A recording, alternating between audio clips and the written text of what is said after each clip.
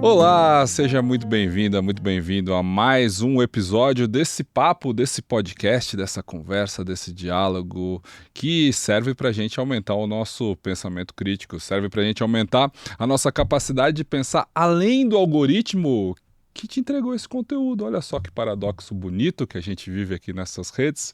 Bonito porque eu, que antes era um pessimista, hoje já estou quase me considerando um esperançoso otimista com relação ao que a gente vê pela frente. E é justamente o que vem pela frente que vai ser o nosso tema hoje para falar aqui, porque o futuro é uma área que eu também me dedico, de certa forma, de alguns anos para cá, e que tem me fascinado, inclusive as metodologias para a gente construir futuro, para a gente pensar, né, como que as tecnologias vão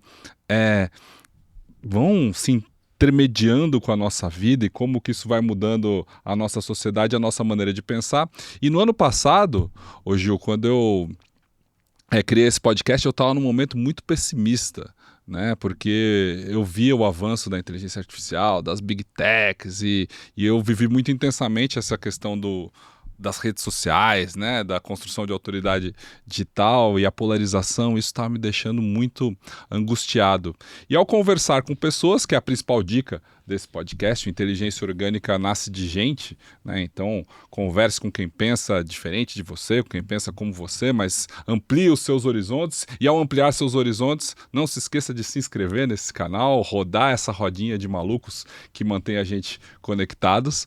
Mas ao conversar com outras pessoas, eu tenho ali tido muito mais alegria, né? E pessoas que eu encontro pessoalmente, como você, é um prazer te conhecer. Prazer, Pedro, uma honra estar aqui, obrigado. Uma honra toda minha para conversar com alguém que já se dedica há tantos anos a pensar a tecnologia, a pensar, né, os futuros possíveis. Agora, com o seu livro mais recente aqui, Pensando o Impensável, como sobreviver a um presente caótico e preparar-se para um futuro promissor. É para isso que a gente trabalha aqui, né, para o futuro promissor. E promissor para quem, Gil? Seja muito bem-vindo ao Muito Inteligência obrigado. Orgânica. Nome fabuloso, a inteligência orgânica tem tudo a ver com o que eu estou estudando agora, pesquisando, que são as inteligências sintônicas. Mas antes disso, eu sou, na essência, um tech otimista racional, baseado em dados. Estamos vivendo a era de ouro da humanidade. Teremos muita turbulência, sim, teremos muitos modelos que não cabem mais nessa nova era, mas eu tenho certeza que a gente vai entregar para as próximas gerações, para sua filha, coisas fantásticas que já estão acontecendo. Você acha mesmo? Eu sempre brinco que eu criei esse podcast numa visão muito pessimista, muito obscura, principalmente nesse curto prazo, assim, desses próximos anos dessa revolução que a gente está vendo agora, em busca de uma mensagem de esperança. Então, como um tech otimista baseado em dados, você é esperançoso? Eu sou muito esperançoso e nessa racionalidade, nesses dados, o que nós estamos vendo é realmente uma era de ouro. As doenças antigas, quase todas, estamos no limiar de uma cura. Estamos no limiar de curar a senilidade, de viver 150 anos com qualidade de vida. E estamos vivendo outras fronteiras espaciais, que será algo tão fantástico como foi as grandes navegações alguns séculos atrás. Estamos vivendo novas formas de conviver com Gaia, com o planeta Terra, né? Antes de vir para cá, eu estava ali num estudo com a identidade dos ursos ali no Canadá, nos Estados Unidos. O que está se descobrindo sobre os animais é algo fabuloso. E essas fronteiras também que traz o Notebook, que é essa rede social de inteligência artificial, dos agentes de inteligência artificial. Então, nunca foi tão promissor aprender, ser curioso, ser criativo nessa nova era. Que legal. Mas aí eu volto à pergunta inicial. É promissor para quem? Será que é para todo mundo? Esse é o debate. Na essência da área da inovação que eu gosto, a gente fala da sociedade 5.0, criado pelos japoneses, por Shinzo Abe, e lá ele diz muito claro, ou esse mundo será de todos, ou não será de absolutamente ninguém. O nosso grande debate hoje é sobre como compartilhar tudo isso com 8 bilhões de pessoas.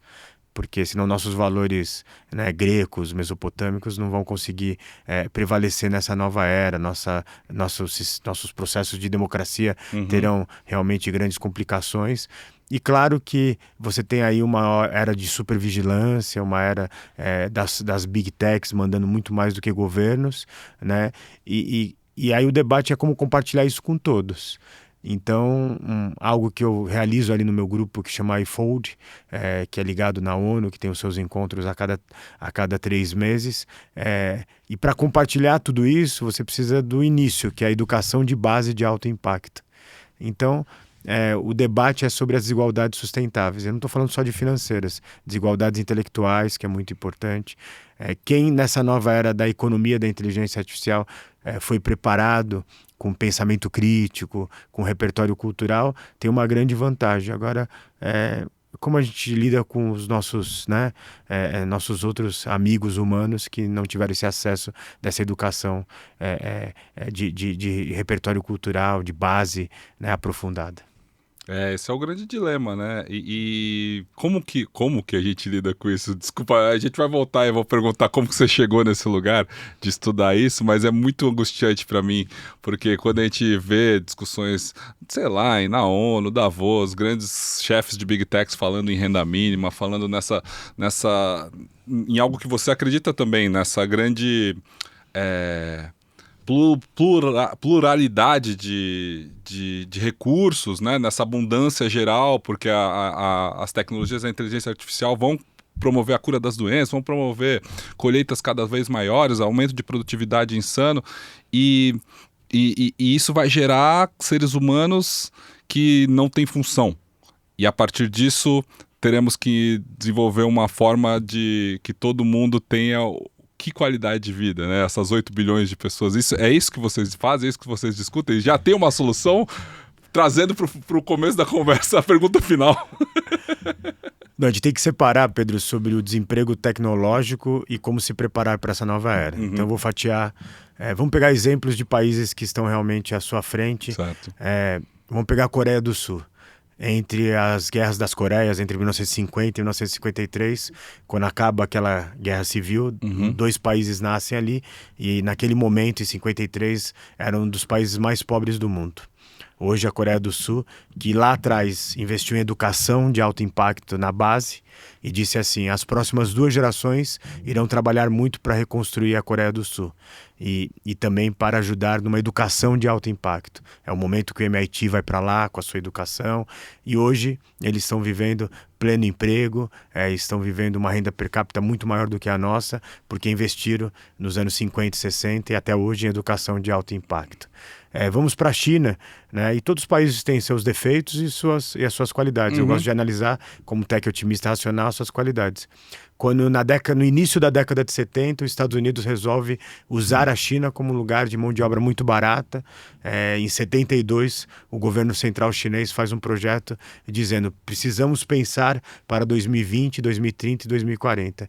E começa a investir em educação de alto impacto, desde a base até a universidade. Hoje, são um país em porcentagem, em números absolutos, que mais tem doutores e doutoras e pós-doutoras em tecnologias de fronteira. Então, algo que começa em 72, 50 anos depois, hoje a China liderando essa economia da inteligência artificial e a inteligência artificial física, que são os robôs humanoides.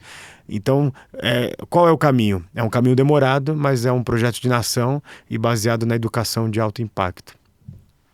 Se a inteligência artificial já nos substituiu em uma das inteligências, que seria o aprendizado profundo por repetição, nos tem ainda 7 inteligências que são intrínsecas humanas, que fala sobre a inteligência da originalidade, a inteligência filosófica, a inteligência ética, enfim, são 7 que são intrínsecas de seres humanos. Não vou falar a palavra nunca sobre a tecnologia, mas a longo prazo nós entendemos que essas inteligências são intrínsecas humanas e são orgânicas. O exemplo mais simples, a primeira vez que você viu a sua filha, desculpa falar dela aqui, te deu algo que foi um amor, uma inteligência que a gente sabe que existe, mas não tem como replicar isso em máquinas. É verdade. Então, quando a gente encontra um novo amigo e está aqui discutindo sobre essas dualidades do mundo, isso são inteligências, nesse momento, intrínsecas humanas, e a gente acredita que a longo prazo não tem nada que vai substituir. E como você chegou a pensar tudo isso, Gil? Qual que foi sua trajetória para se tornar, né, referência nessa área? Puxa, eu sou um menino que nasceu no centro de São Paulo, nos anos 70. Minha primeira piscina foi ali na Praça da Sé, quando o metrô foi inaugurado e tinha ali o chafariz. E eu sempre quis ser um astronauta, sempre quis construir coisas espetaculares. E aí a vida foi me levando. Fui primeiro fazer desenho industrial no Mackenzie, depois consegui uma bolsa de estudo para trabalhar em Londres. Tive que, além de trabalhar e estudar, além de estudar, né, no início eu fui estudar Mass Communication and Internet, então as mídias de massa e a internet. E eu escutei num professor ali, um professor muito querido, mas às vezes a leitura, né, naquele momento foi essa. Ele disse assim, não, essa internet é só uma onda. Mas eu acreditava, algo dizia dentro de mim que era algo muito maior. Então eu comecei com esse mundo digital, inovando, criando empresas, vendendo. E ali para 2010 comecei a ver sobre a inteligência artificial, né? Sobre a robótica avançada, sobre o que hoje a gente chama da indústria 6.0. E aí eu tive o presente da vida de poder estudar e também ser professor convidado em universidades do mundo, conseguir viajar o mundo, né? No início de toda essa era, vi ali a China em 2010, né? Realmente já estava muito desenvolvida, mas Shenzhen ainda estava para ser construída, né? Já tinha muitos arranha-céus, muita tecnologia, mas nada do que a gente vê hoje. Então, tive esse presente da vida de olhar e aí participar de laboratórios pelo mundo, em Stanford, no MIT, que se ali começou na década de 50 tudo isso, né? Começou antes, mas ali, né, começa realmente... O termo inteligência artificial foi criado ali próximo do MIT em Dartmouth, e depois ele vem para dentro. Então, eu consegui ser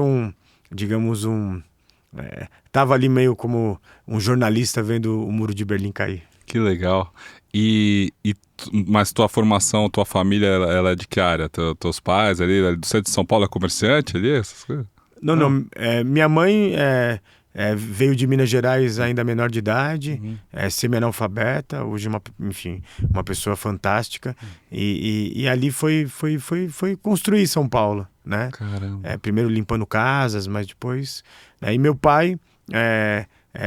os pais, o pai, meu avô, né, italiano, minha avó espanhola, que se conheceram no navio, foi ser operário numa fábrica Santa Marina, que faz aqueles pratos Duralex. E depois, com o tempo, desde criança, ele entendeu, isso década de 30, 40, que a educação era transformadora. Então, apesar de ter sido um operário, ele conseguiu se tornar ali um gestor daquela fábrica, né? E sempre falando para mim, filho, pode te faltar tudo. O que não vai te faltar é alimento e um caderno e um lápis e uma roupa limpa para você ir para a escola. Então, eu sempre nasci num lugar que a educação foi algo que a gente acreditava como uma grande transformação. E foi mesmo, né? Nesse sentido que era possível e talvez até hoje ainda seja, naquela época se desenvolver de uma forma a mudar a sua condição total, ser transformadora. Hoje em dia, com todo o conhecimento do mundo na mão das pessoas, ou seja, essa maravilha trazida pela internet, no sentido das coisas, você ainda acha que esse tipo de transformação é possível, ainda mais com o IA substituindo vários dos processos que seres humanos antes eram responsáveis? Para mim é uma das poucas vias ainda. O mundo ficou tão complexo. Ontem eu dei aula para C-levels de uma multinacional e disse para ele, eu sei que é difícil para vocês, mas quem puder faça um mestrado, um doutorado, um mestrado executivo. A complexidade do mundo hoje exige que a gente tenha uma alta formação. Se antes os doutores, os pós-doutores eram pessoas que ficavam só na academia, agora a gente vê realmente que desenvolver a solução de problemas complexos exige que você deva estudar durante toda a vida. E falei para eles, não consigo fazer um mestrado executivo. Então, todos os dias, no mundo que está faltando tempo, separe 15 minutos para aprender algo. Que seja escutando seu podcast, que seja aprendendo grego ou aramaico ou chinês no Duolingo. A gente precisa desse processo da nossa mente de aprender algo 15 minutos por dia. E a grande maioria das pessoas, infelizmente, sem saber, estão num fenômeno que a gente chama paixão pela ignorância.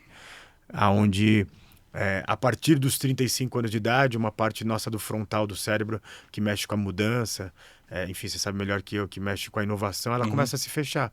Por isso que a minha geração tende a achar que a melhor música é o New Order, é o Paralamas de Sucesso. É né? verdade. Então a gente tem que lutar todo dia com algo que é biológico, que é tentar se acomodar, que é tentar, né, manter uma estabilidade. E se algo que está raro hoje no mundo é essa estabilidade. Então a paixão pela ignorância, ela faz com que a gente crie as fake news, que a gente crie teorias das conspirações, que a gente mexa com valores democráticos, né, que a gente crie essas dualidades que você disse que tanto te incomodou, incomoda tantos nós que são...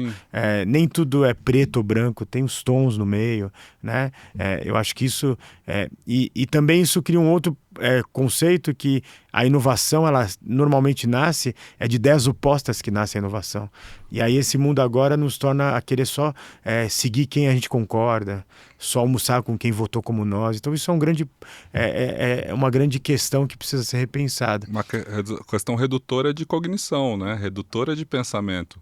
E você que estava com essa lupa para tecnologia, vamos tentar quebrar por partes, porque são várias as que nos impactaram nos últimos anos e as que estão nos impactando agora.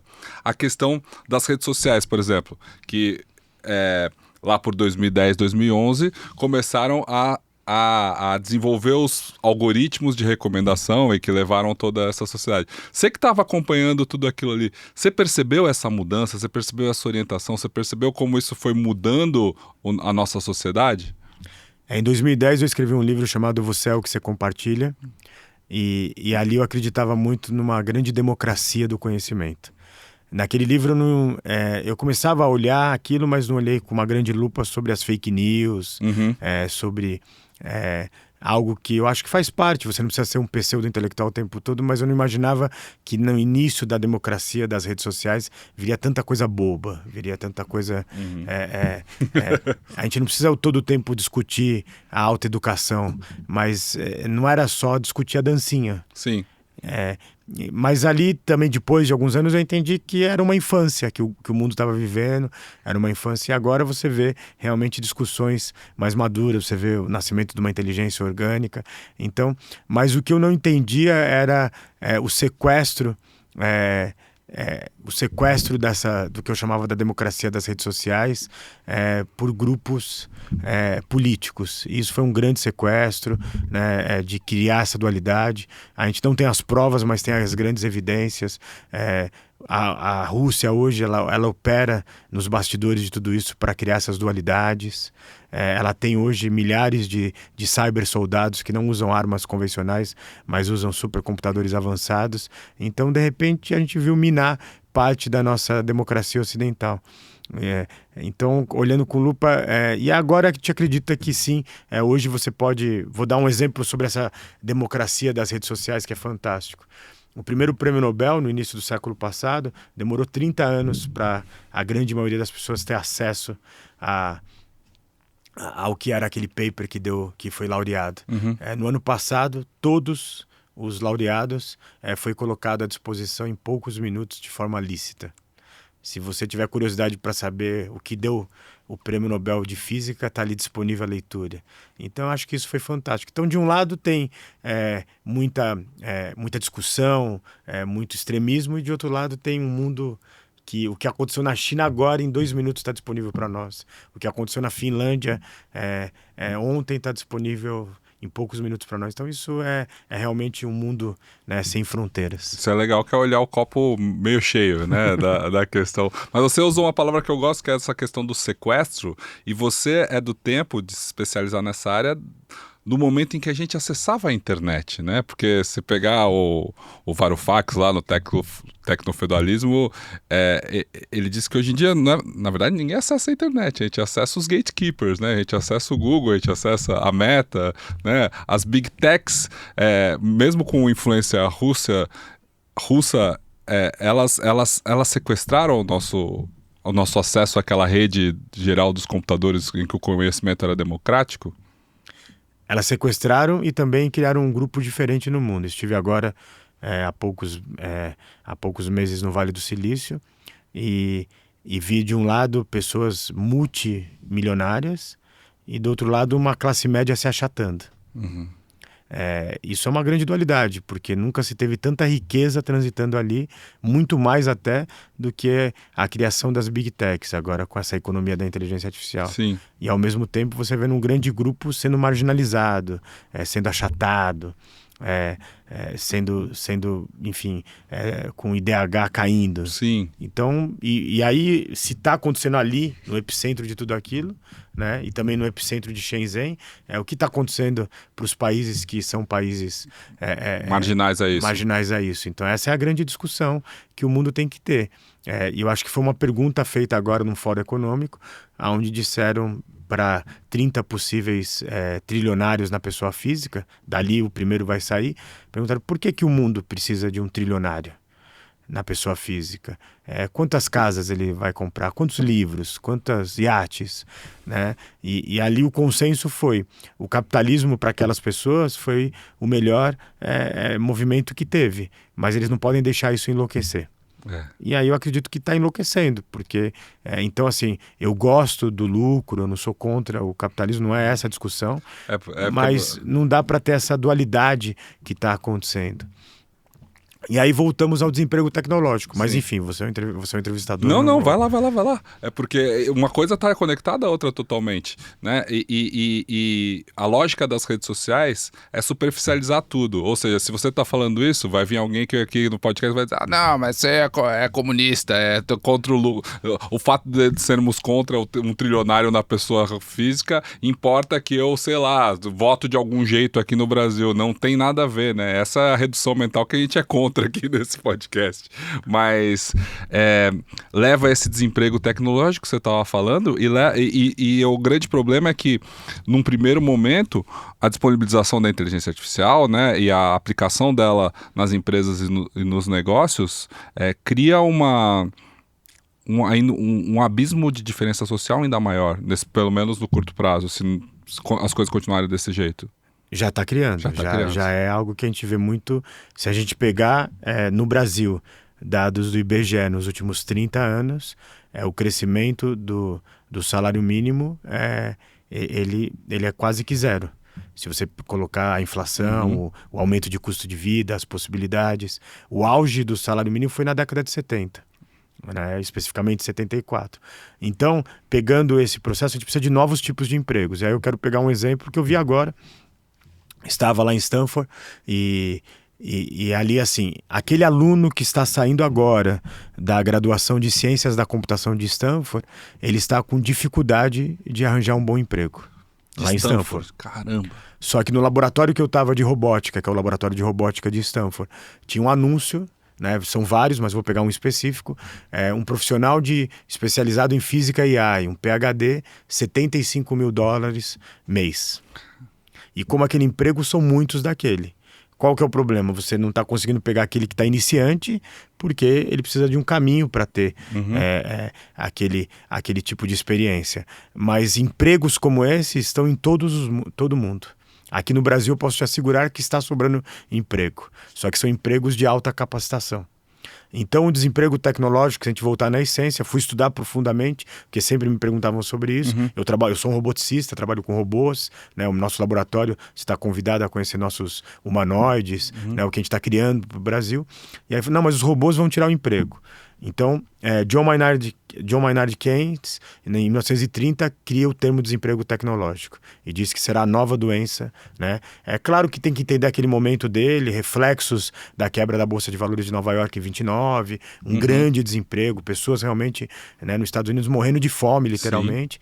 Tá? Só que aí, em 37, vem Compton, que foi o reitor do MIT, o reitor que ficou mais tempo na cadeira, e ele faz um paper que é utilizado até hoje, né, que a tradução literal seria o bicho-papão do desemprego tecnológico. Em linhas gerais, Pedro, ele diz assim: claro que pessoas perderão seu emprego pela tecnologia, mas a curto prazo é uma explosão de novos empregos e com melhores salários.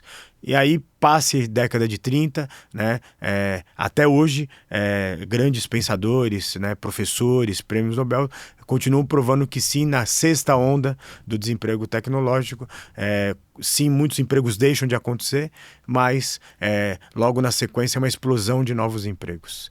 E está acontecendo exatamente isso agora. Qualquer empresa que você olhar hoje no Brasil está precisando de profissionais. Mas qual é o problema? Não está dando tempo de preparar essas pessoas. Não está dando tempo de educar elas para esses novos tipos de trabalhos. E aí a gente vai ter que olhar, né, para algumas profissões. A administração de empresas, como estamos ensinando hoje, infelizmente a gente está, para quem está se formando nos próximos tempos, vai sofrer de desemprego crônico. Né? Os profissionais hoje de direito, né, veja só a Coreia do Sul, reduziu para drasticamente o número de advogados, mas são outros empregos que estão sendo criados. Então a gente vai ter que rever a nossa grade curricular, os nossos tipos de processos que estamos ensinando para os jovens que estão entrando na universidade agora, porque eu posso dar exemplos aqui de empregos que estão acontecendo. E aí quero pegar um exemplo do que eu vi ali no Vale do Silício. Não é que eu amo o Vale do Silício, não é isso, mas eu acho que a gente tem que... Eu sou observador do mundo, Claro. né, para dar aulas. Ali são 3 empresas que podem operar carros autônomos. Fiquei impressionado que 2 marcas, uma é a Waymo, que é do Google, a outra é a Zoox, que é da Amazon, e a terceira seria da GM, uma outra marca deles, só que por questões de segurança ela perdeu a licença por 2 anos. Então ela teve que voltar para os testes. Então hoje quem está dominando são 2 Big Techs. E aí é impressionante como ele fala assim, você está a 10 passos do carro. Se você não caminhar, eu não posso liberar o carro porque ele vai atrapalhar a cidade. Então, olha só a linguagem que eles já estão usando de precisão. Mas o que eu fiquei impressionado não foi só esses carros. Aí eu fui para uma outra área, peguei lá um Uber, né? E quem chegou foi uma menina da Venezuela, que está morando lá, que tem toda a sua documentação. E ela e o marido optaram por ser motoristas de aplicativo. E ela já recebeu um e-mail do governo da Califórnia dizendo, olha, a sua profissão, motorista de carros de aplicativo, ela nos próximos 5 anos tende a reduzir radicalmente, drasticamente. Segue aqui alguns cursos que você poderia fazer para uma nova profissão nos próximos anos. Ela recebeu esse comunicado? Ela recebeu esse comunicado. Caramba, isso é pensar futuro. Isso é pensar futuro. Um futuro a curto prazo, mas assim, se prepare porque não vai ter jeito, não tem como segurar. Os carros autônomos serão um grande meio de transporte para aplicativos. Então, pensando nisso, vamos se preparar para esse novo mundo. Eu acho que esse é o pensamento de futuro que os governos têm que ter. Cara, muito interessante. Eu estive lá em São Francisco em 2024, final do ano, lá pro Foresight do Institute for the Future lá, e peguei um Waymo e realmente é uma experiência incrível ali.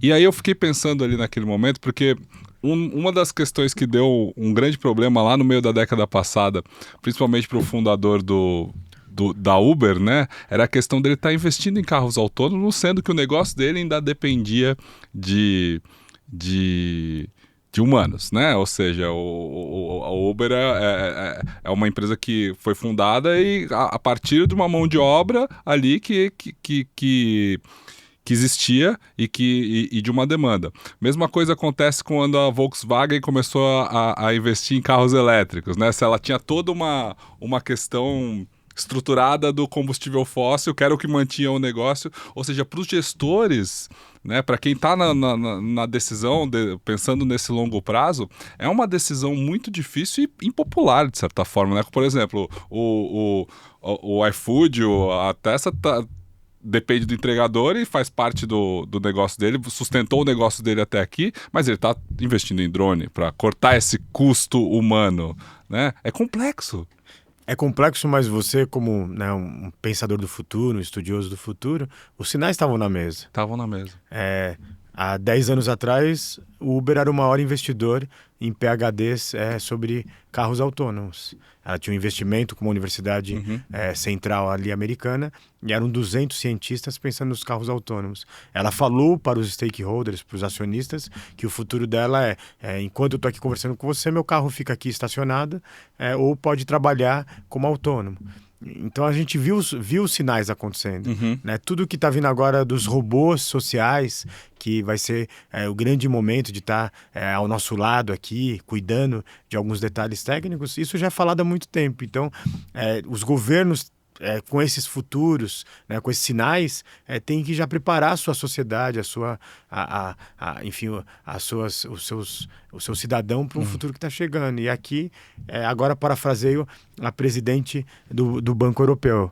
Ela disse: a mudança está sendo tão grande, tanto tecnológica como social, e os governos estão inertes. Então a frase dela foi mais ou menos assim: está vindo um tsunami e a gente está debatendo se a gente vai usar maiô, biquíni ou sunga branca.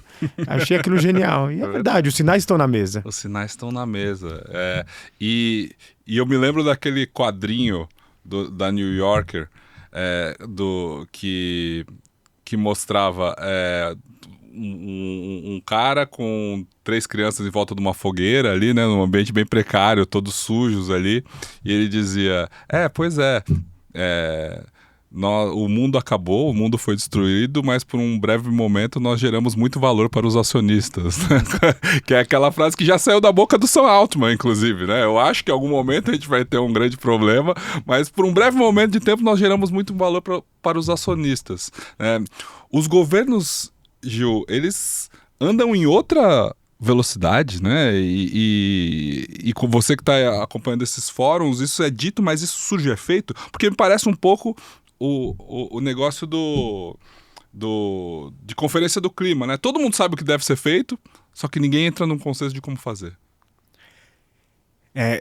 O que está em jogo, Pedro, é que tudo que é intermediação, ela está sendo retirada. Então você tinha ali uma única forma de pegar um transporte pessoal, que era o táxi. De repente veio ali e se quebrou aquilo. Uhum. E agora a gente está vendo isso em relação à política. Se a gente está preparado como sociedade é um outro debate, mas como tecnologia a gente poderia hoje no nosso celular, utilizando o blockchain, votar o que nós queremos aqui nessa rua, nesse bairro, na nossa cidade. A gente poderia realmente fazer uma democracia greco-romana, com cada um votando, né, sobre o que deseja, sobre o seu orçamento participativo. Uhum. Então o orçamento participativo que começa ali, pessoas se encontrando na prefeitura de Porto Alegre, pode ser repassado agora para essa era, né, dos celulares, do blockchain, de segurança. E o que eu vejo no mundo é que a maioria dos políticos já sentiram isso, então vamos se segurar. Vamos aprovar no primeiro dia do Legislativo uma lei que dá 70% de aumento de salário para as pessoas, para os servidores. Não estou dizendo que eles não mereçam, mas a gente tem outras urgências para debater, para discutir. Então, no mundo inteiro, a gente está olhando que a maioria dos políticos estão na contramão de tudo. E a discussão sobre esquerda e direita ficou inócua. Sim. Ela valia a pena ali na Revolução Francesa, mas hoje a gente vê que que fomos sequestrados por grupos que só estão se defendendo, né? E isso aconteceu em vários momentos com outras categorias de profissionais. Porque deixa eu defender aqui o meu feudo, não deixa eu pensar no coletivo, na cooperação.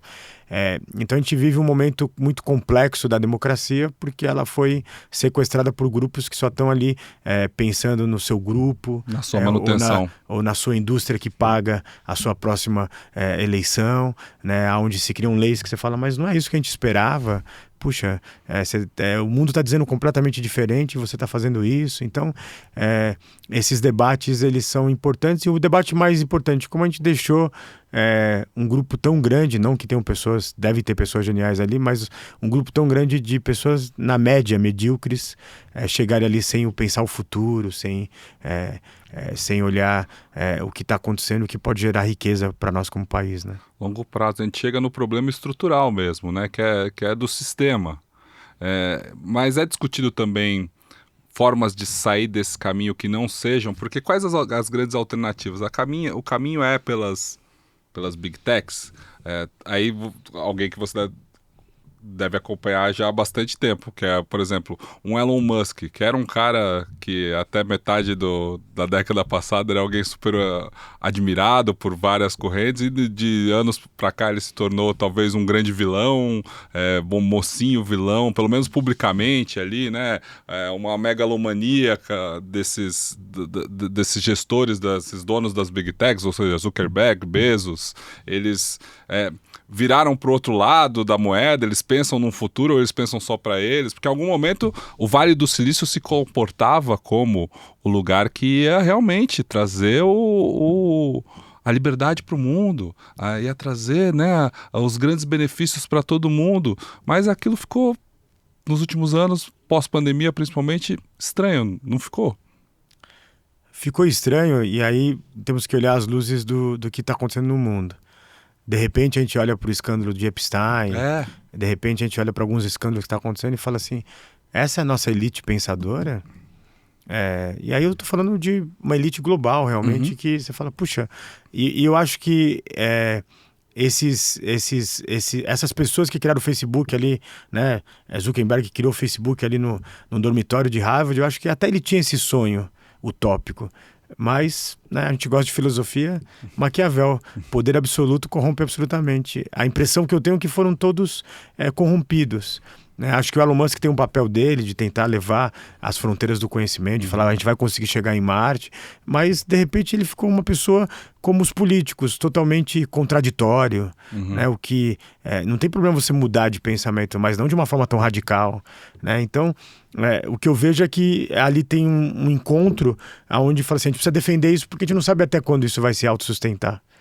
E não importa quantos bilhões tem na conta, mas precisamos de mais.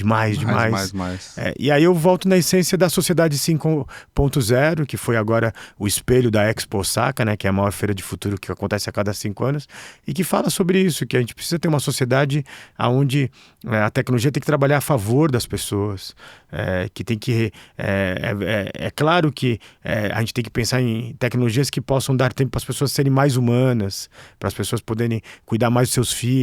Não que o trabalho não tem que acabar, porque isso faz parte do crescimento humano, mas não dá para ter jornadas tão longas, né?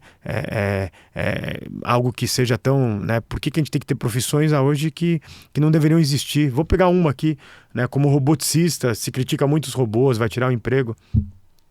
Mas agora uma deep tech de robótica na Índia, ela desenvolveu um robô, tem uma casta, né, que é a casta dos bandits, eles literalmente têm que mergulhar nos esgotos milenares da Índia para desentupir. Eu tenho uns vídeos assim, a pessoa sai de lá realmente infestada de uma série de líquidos, de gases, né? Só em 2024 morreram mais de 500 pessoas por causa desse gás. E aí uma pessoa foi lá e fez um robô, educou essas pessoas como um tipo de um roboticista, e agora eles não mergulham mais nos esgotos milenares, eles mandam esses robôs para fazer esse desentupimento, que eram feitos por humanos com pouco equipamento, muito mais no braço ali. Então, essas profissões são profissões que não deveriam existir mais há séculos.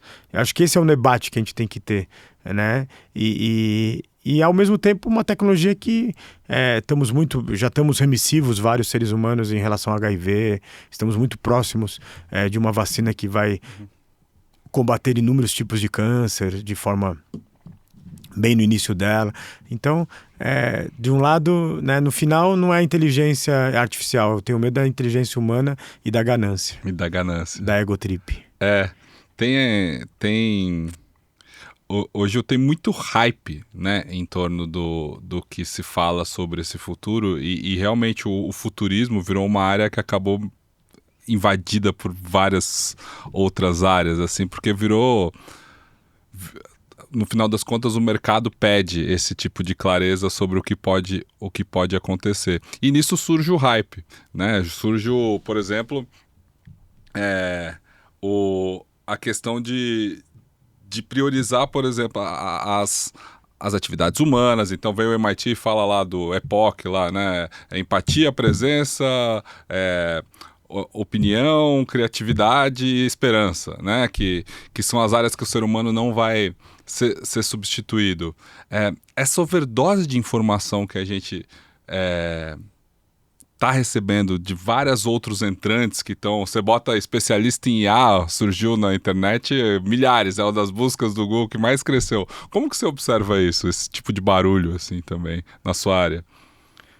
Puxa, eu fico feliz porque a área, de repente, tá todo mundo olhando para ela. Uhum. Acho que é uma das habilidades dos profissionais hoje, de todo dia separar um tempo para pensar o futuro dele, do negócio dele, da Uhum. empresa dele. Acho que isso é uma das habilidades. E Você vê muita bobagem por aí? muita, muita, muita, muita, muita. E é uma bobagem que você vê que não é proposital, é a falta da base. Para você olhar o futuro, você precisa puxar o estilingue do passado.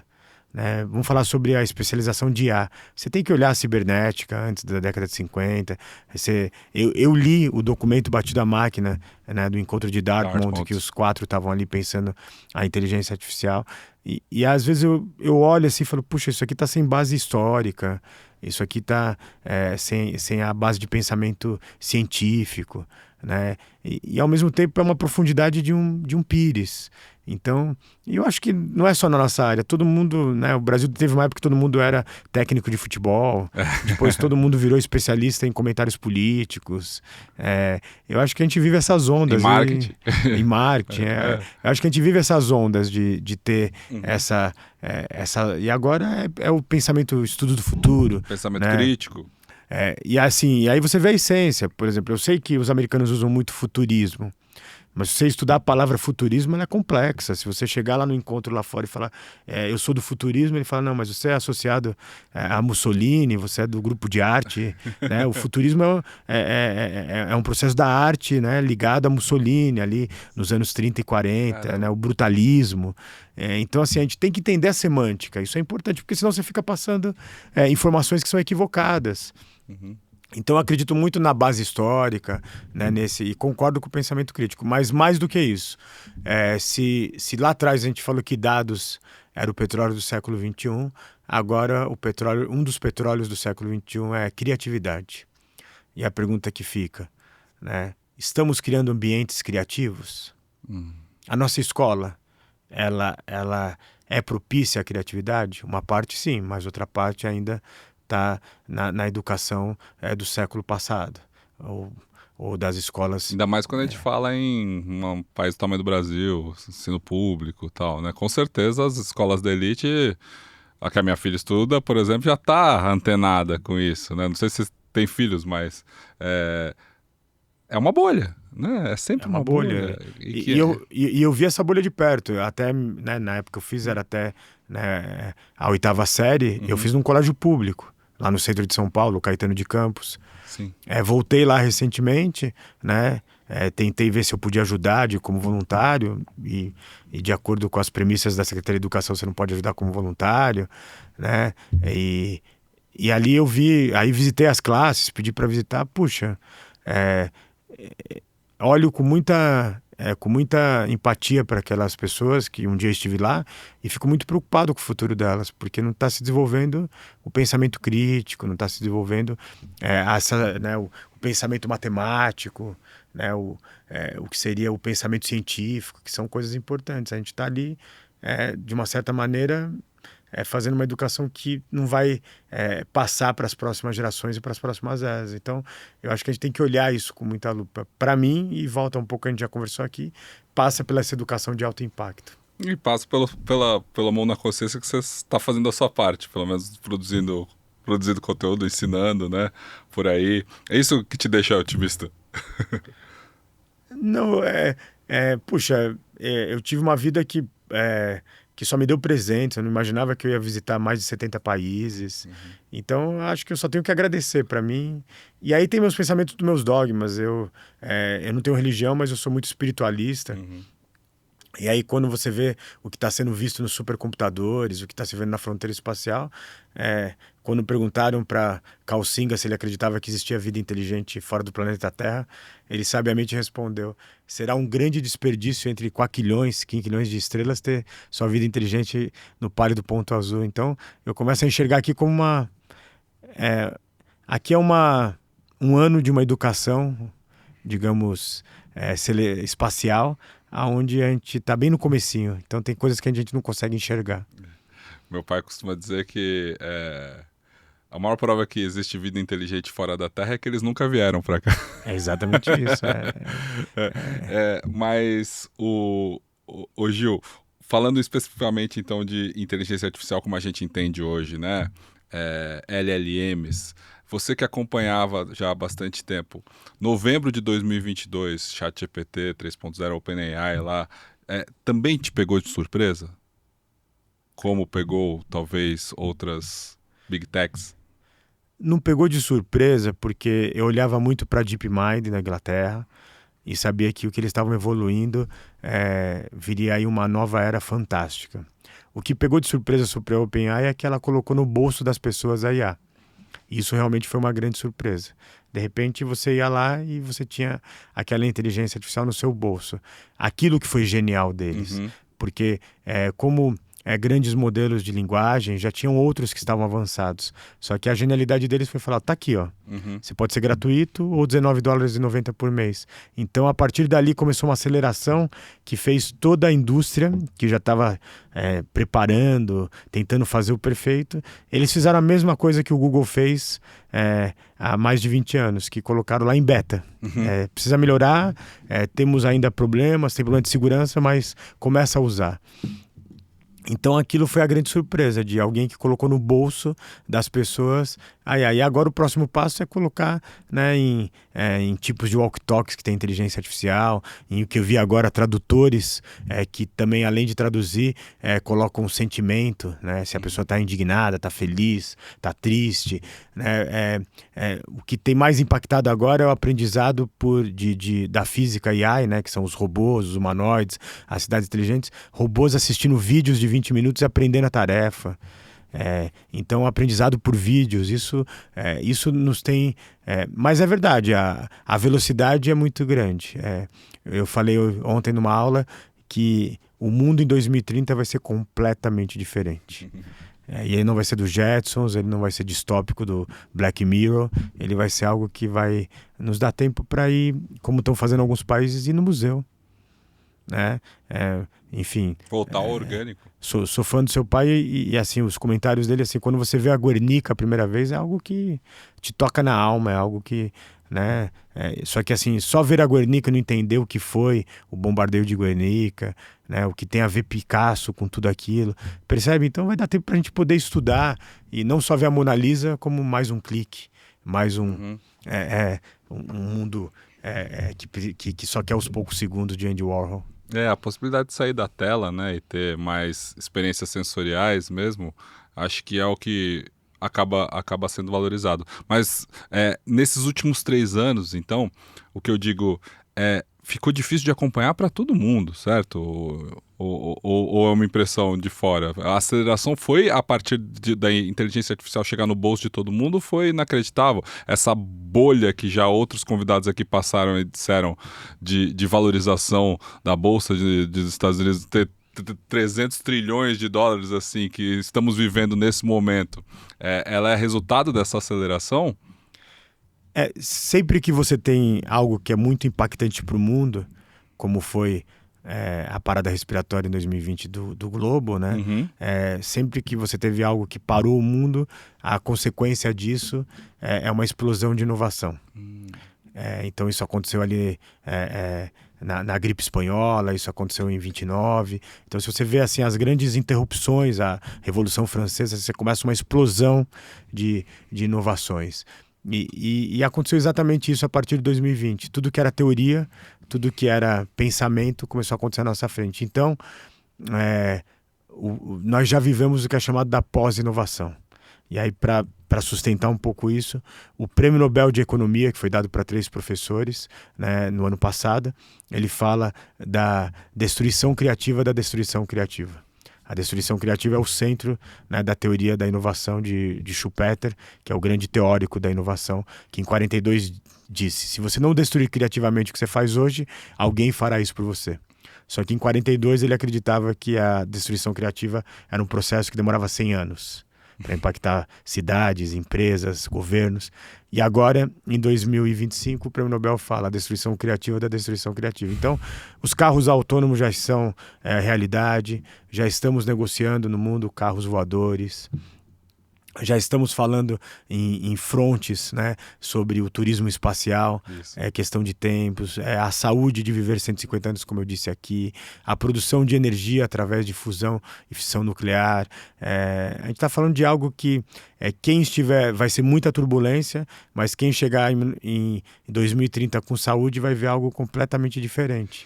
E a gente vai ver esse mundo, então, dos humanoides ocupando essas funções que humanos não deveriam estar ocupando mais?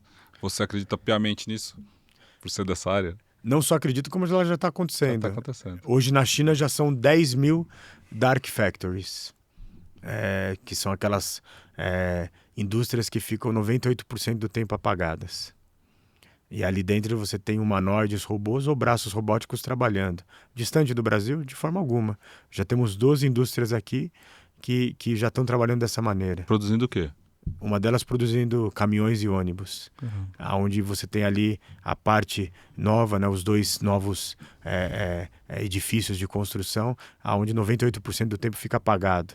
Só liga a luz quando for fazer alguma manutenção de uma máquina que não pôde fazer à distância ou algum tipo de limpeza. Então isso vai acontecer. E aí um deslocamento de trabalho. Né? Não vai se ter mais tantos profissionais trabalhando. A nova fábrica da BMW em Indiana, colocaram humanoides ali para fazer os detalhes finais do carro, né? E aí a fábrica fica o just in time, tanto falado pela indústria japonesa. E ao mesmo tempo, né, você vendo essa explosão de humanoides, né, empresas crescendo, já são entre 6 mil a 8 mil empresas de physical AI, fazendo esses humanoides inteligentes. Né? Vamos só pegar um deles, o Cyberdog. O primeiro que foi criado para a indústria, né, Boston Dynamics, lá em Boston, $98 mil. Os chineses já entregando por $1.500. A lanchonete da Tesla em Los Angeles. 70 torres para você abastecer seu carro elétrico rapidamente. Mas enquanto isso, tem ali um humanoide, né, o Optimus, te dando pipoca, te dando hambúrguer. Na verdade, aquilo lá é um experimento social. Deixa eu ver se as pessoas vão querer ser atendidas pelos robôs, pelos humanoides. E aí veio uma concorrente e já começou a vender $10 mil o robô e um valor mensal de $400 para arrumar sua casa, para cuidar de você, já começaram a entregar os primeiros. Se você for entender, o mercado americano cabe muito, porque não está tendo mais mão de obra para limpar a casa. E as que tem são pessoas que cobram muito caros. Então você começa a ter esse mundo. Outro sinal, Texas usava muito imigrantes ilegais para corte de carne bovina. Até que veio o presidente americano Obama e fez uma lei que antes, se você fosse numa indústria e tivesse um imigrante legal, não acontecia nada com a indústria. Só que a partir dali é multado a indústria. Então o que aconteceu? O mercado foi para esse mundo, né, de criar a robotização. Várias padarias aqui na cidade de São Paulo já estão usando robôs. Porque não gostam dos seres humanos? Não. É mais caro nesse momento colocar robôs para servir. Mas está faltando mão de obra. A maioria das pessoas que trabalham, né, uma grande parte em padarias, lanchonetes e bares, é o primeiro emprego. Fica um tempo e sai.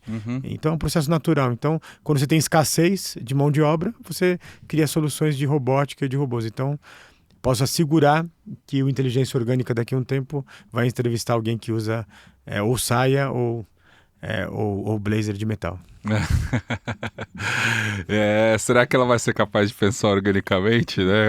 Ainda mais dando uma resposta como você deu, que não é religioso, mas tem uma espiritualidade muito, muito aflorada.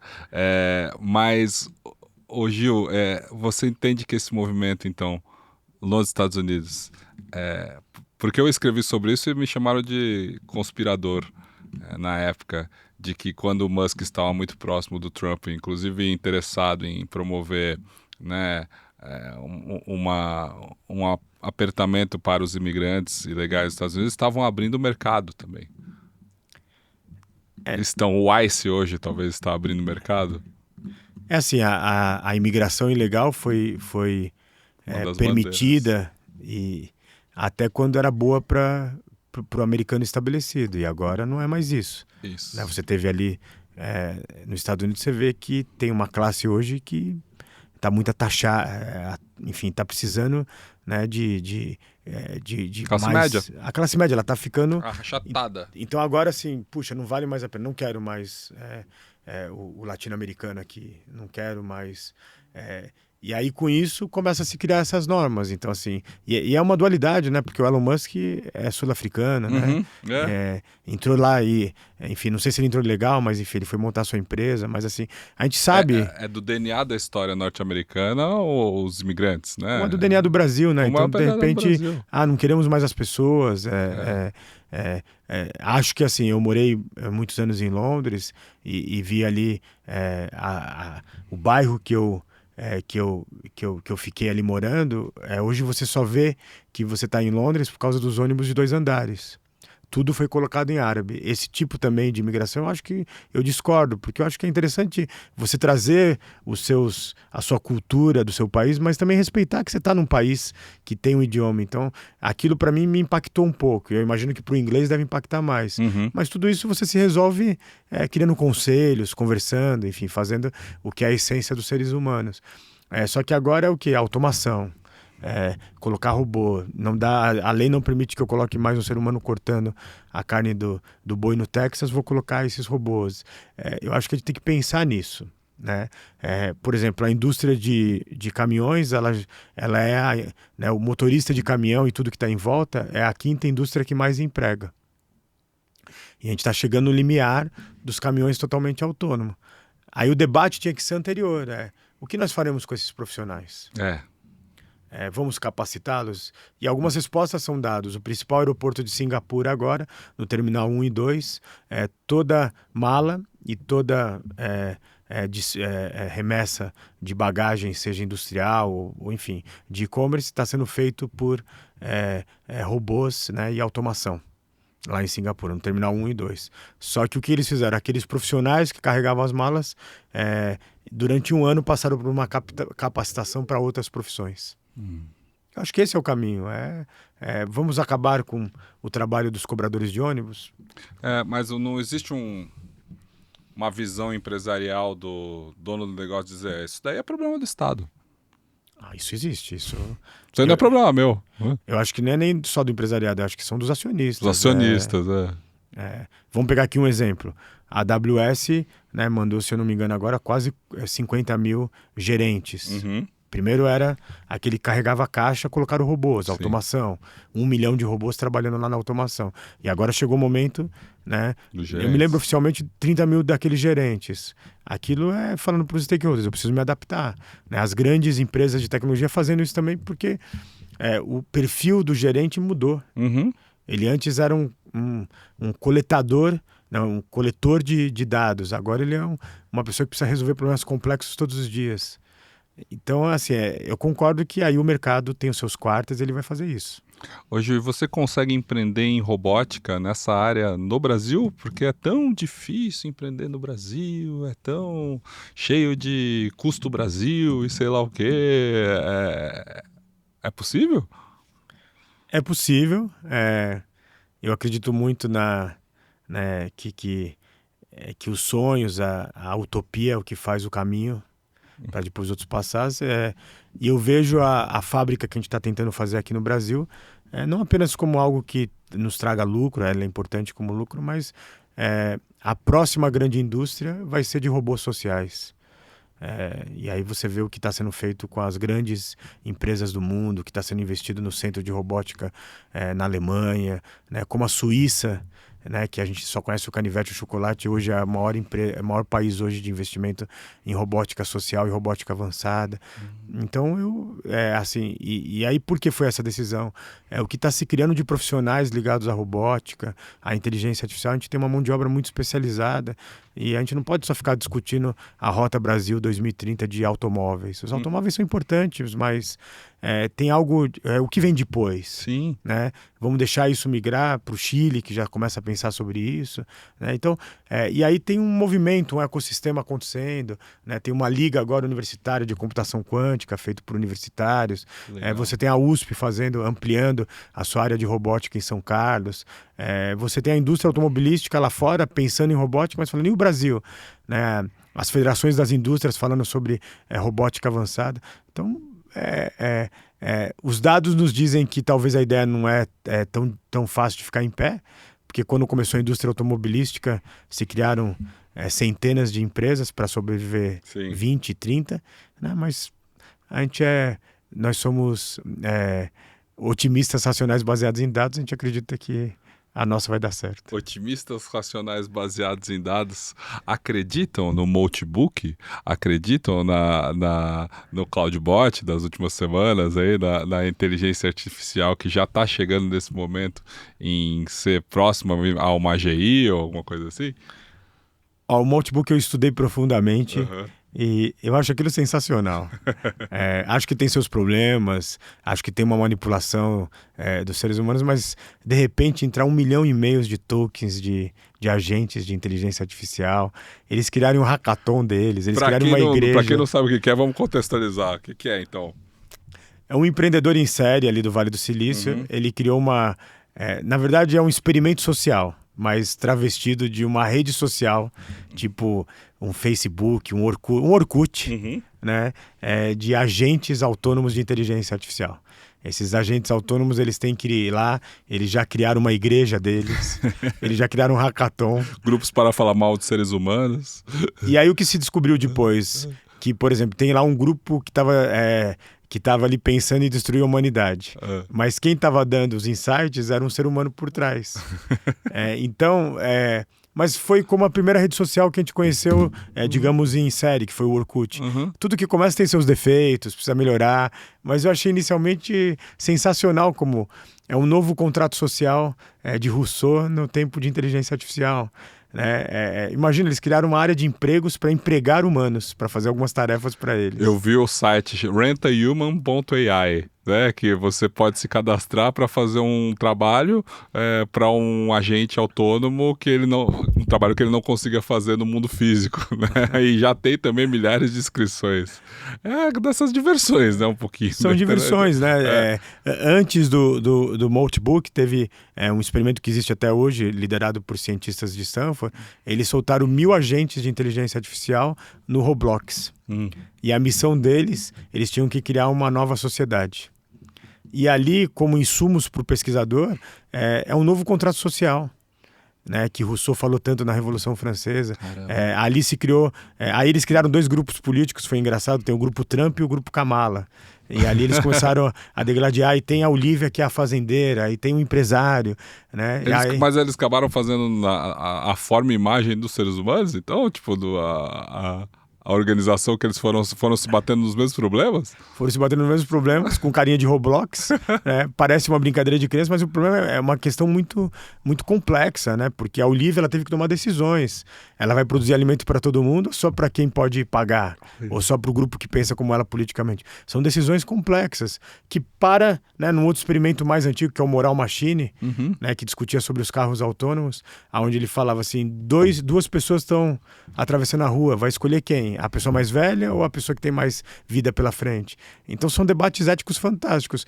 E eu vejo o Multibook como isso, como algo que é um lugar para a gente discutir qual é o papel dos agentes de inteligência artificial. Muitos estão falando assim, eu estou usando agentes de inteligência artificial para responder meus e-mails. Acho interessante, mas será que todo e-mail você nem precisa nem ler? Você vai terceirizar tudo? Será que não tem um e-mail que é importante você ler? Esse é o grande ponto. O que sobra para nós? Né? Onde está o Human in the Loop? Né? O que sobra para nós é a diretriz ética. É a diretriz de... quando os agentes autônomos começam a discutir sobre uma nova sociedade, né? Quem é o orquestrador de tudo aquilo?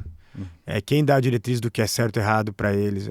Então, assim, tem muito trabalho para nós humanos. Mas é um trabalho realmente de pensamento orgânico humano. E a arte, ela sempre é muito boa para nos inspirar e nos dar caminhos. E a pergunta que eu tenho para você você acha que esse futuro médio prazo ele é mais Matrix ou mais ela do Spike Jonze?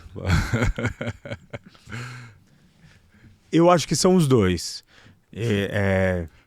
Nós estamos vendo agora um fenômeno lá fora, especialmente no Oriente, de pessoas literalmente tendo relações sentimentais com agentes autônomos de inteligência artificial em hologramas. Uhum. Então tem uma empresa lá, Gatebox, que ela primeiro lançou um, e agora são mais de 30 modelos, e as pessoas literalmente têm uma relação afetiva com isso. Não muito diferente do que os mais jovens estão fazendo com o ChatGPT. Sim. Fui pesquisar, eles perguntam, hoje eu vou me encontrar com uma tal pessoa, você levaria em qual lugar para comer, o que você falaria? Eles têm uma relação diferente da nossa geração, Não. que a gente usa meio como Google. Me fale sobre, né, o que é o podcast de inteligência orgânica. A gente usa mais como um pesquisador. E eles, é uma relação de... E aí o que aconteceu com esse... Eles usam uma interação direta, né? Com um coach eterno, só que com muito mais inferência, porque eles não têm o conhecimento anterior para ter efetivamente uma opinião. Então ele está muito mais suscetível também a ter esse amigo influenciando ele, de certa forma, né? Eu tenho uma pessoa da minha equipe que teve uma crise de ansiedade. Não estou dizendo para as pessoas não procurarem psicólogos, psiquiatras, não é isso. Uhum. Mas naquele momento, para ele, foi muito acolhedor ele Isso. conversar.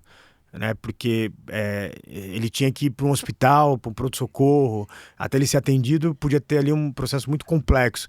Então, não estou dizendo para as pessoas usarem o ChatGPT como doutor, médico, psiquiatra, não é isso, mas naquele momento recurso, foi acolhedor, para acalmar ele, para até ele conseguir, né, um profissional. Mas aí o que aconteceu com esse... E aí tem várias empresas lançando isso, a Razer está lançando isso agora, então são hologramas com IA, né, são IAs de companhia e que ficam ali conversando com você e ficam... E aí eu acho que o problema é do filme Hair, né? Tem uma cena que é emblemática ali, eu não sei exatamente os números, mas o diálogo é mais ou menos assim. Você me ama? Ele pergunta para a inteligência artificial e ela, te amo muito. E aí ele fala, mas você só me ama? Ela fala assim, não, nesse momento eu tô amando 6.499... 7.000 pessoas que eu tô mantendo o diálogo. Eu acho que o amor humano, ele tem as suas complexidades, né?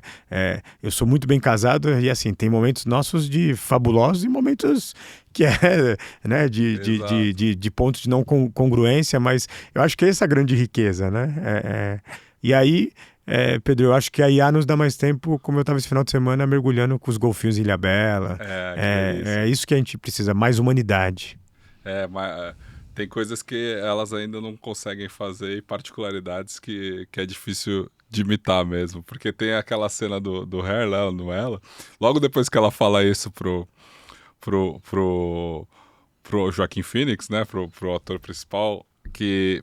Ela fala no final, cara, foi muito legal o que nós passamos aqui, mas eu tô indo com os meus outros agentes aqui, que a gente tá indo para um lugar novo e de repente todos os agentes vão para esse lugar onde eles conseguem ter interações muito mais profundas. Já vão para esse notebook ali naquele momento e deixa o ser humano abandonado ali. E tem, né, eu falei do Matrix porque tem nas obras ali que logo quando foi lançado o 2 ou 3, o Revolution, não lembro, mas tinha aqueles animes, né, que eles faziam, em que mostra como que as máquinas chegaram àquele local de comando, né, dos seres humanos. E aí mostra como eles estavam organizando uma sociedade paralela, que acabou produzindo muito mais, acabou ameaçando os seres humanos começaram a atacar eles, teve uma grande guerra, e nessa grande guerra resolveu-se que a fonte de energia do ser humano, que mantinha a cidade das máquinas, era o sol, então alguém tomou a decisão lá de cobrir o céu com uma fumaça para destruir as máquinas. Elas encontraram outro caminho de fonte de energia com o ser humano e foi criada a Matrix para a gente viver nesse mundo perfeito sem... Última pergunta. Nesse mundo perfeito em que a gente tem tantas facilidades e tantas habilidades possíveis e nesse longo prazo de futuro que você, como otimista baseado em dados, acredita, qual que é o nosso propósito se a gente não tem o propósito ligado ao trabalho? Não, nós fizemos lá um paper sobre algumas habilidades e algumas formas de conquistar isso. Não tem receita de bolo, Pedro, mas a principal habilidade hoje para nós, lá desse grupo que a gente trabalha, é a serenidade. Ser sereno em tempos de tanta turbulência é algo muito complexo. E ali 5 caminhos que, de novo, não tem receita de bolo, mas que eu faço e recomendo. Primeiro é o trabalho vitalício. Existe um momento do trabalho para você conquistar a sua independência financeira, mas as pessoas que vivem mais, que são os super idosos, todas elas continuaram trabalhando, não só por troca financeira, mas vi isso lá no Japão. Uma pessoa de 90 anos adotou ali uma parte da rua e ali ele deixa aquela parte da rua com o jardim intocável. Mesmo que no inverno não vai sobrar uma folhinha, mas a hora que vir a primavera aquilo vai estar lindo. Então, uma vez por semana ele se doa. O trabalho voluntário, junto com esse trabalho vitalício. O segundo ponto, a gente falou do tempo verde. O tempo verde é quanto por semana você está se dedicando à conexão com o verde. Que seja, numa cidade como São Paulo, caminhar numa praça. Que seja observar o bem-te-vi que temos aqui espalhado em toda a nossa São Paulo. O tempo verde é algo muito importante. A conexão espiritual. Eu não estou falando de religião, estou falando de algo... a conexão espiritual que até os ateus, as ateias têm, que é uma coisa de... não acredito na religião, mas tem algo que é muito maior, que a gente não consegue o enxergar o invisível, né? Um outro ponto que a gente pensa muito é esse pensamento matemático. Como que a gente pensa de forma matemática?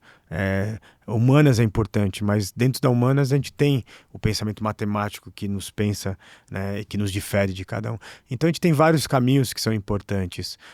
E aí isso são coisas intrínsecas humanas. É nisso que eu acredito. Eu acho que para a gente sobrar mais tempo para pensar o futuro, né, para a gente... eu acredito que o mundo...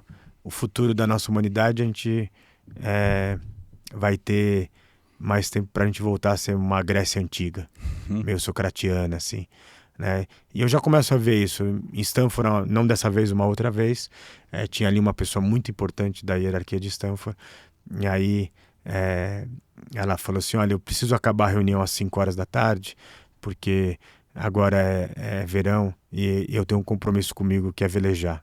Aí, que legal. Então, às 5 horas a gente precisa acabar a reunião. Eu acho isso fantástico. E eu acho que a gente precisa compartilhar essa qualidade de vida com os 8 bilhões de habitantes. A gente está com muita gente só assistindo a vida passar e a gente precisa de mais protagonista. Essas ideias também estão aqui, de Pensando em Impensável, seu livro mais recente? É que esse livro mais recente, ele é de 2022. Uhum. E a evolução foi tão rápida, mas... Mas é um bom título, né? Pensando o Impensável. Mas ali fala muito do que a gente está vivendo hoje.